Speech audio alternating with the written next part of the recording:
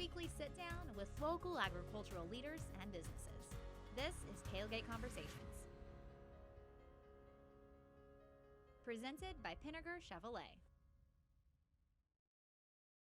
The wagons are in town, the fires are hot, and the food is good. We are here in Lebanon, Missouri for the 9th annual Wagons for Warriors event, all benefiting our veterans. Let's go back to the beginning 9 years ago and tell us the why.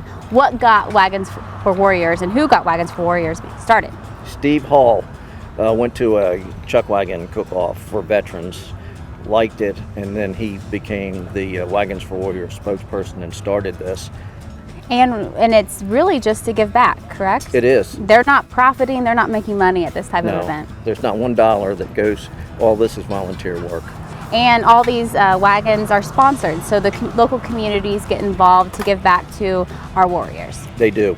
You'll see if you look around at all the wagons, they'll have a sponsorship plaque there, and that was all local. So let's talk about cooking with a chuck wagon, and these are authentic chuck wagons as we see behind us. What type of elements authenticate these wagons?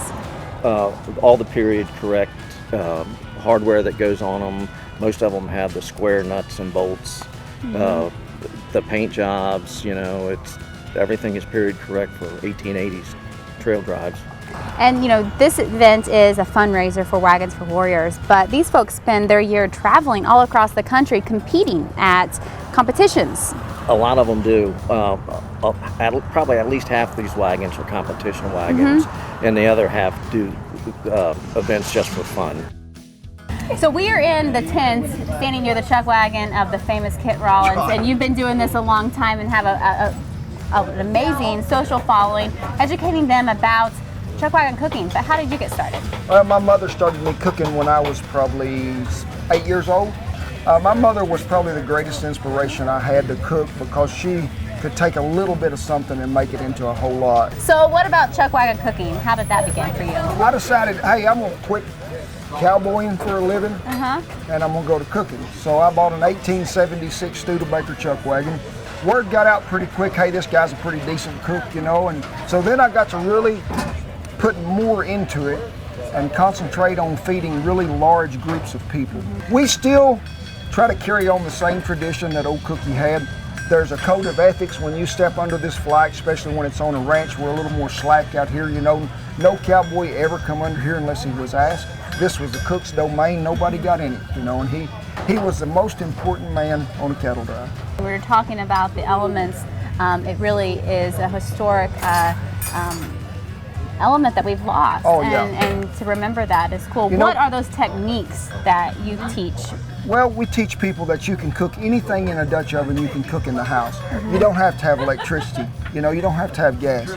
If you've got a heat source, in which we always either use hardwood lump or wood, you can get by. But it's the same methods, same techniques that old Cookie had, and it was passed down to him from generations before, so let's keep it alive and pass it to the next. That's what we're trying to stress. It's about bringing people together and feeding them. What type of food will we kind of see on the different menus, these different chuck wagons today? Most of it's going to be beef related. It's going to be fixed different ways. Beef tips, there'll be brisket, there's going to be stews. One guy over here from Conway, Missouri, does succotash in a 4-foot wide skillet.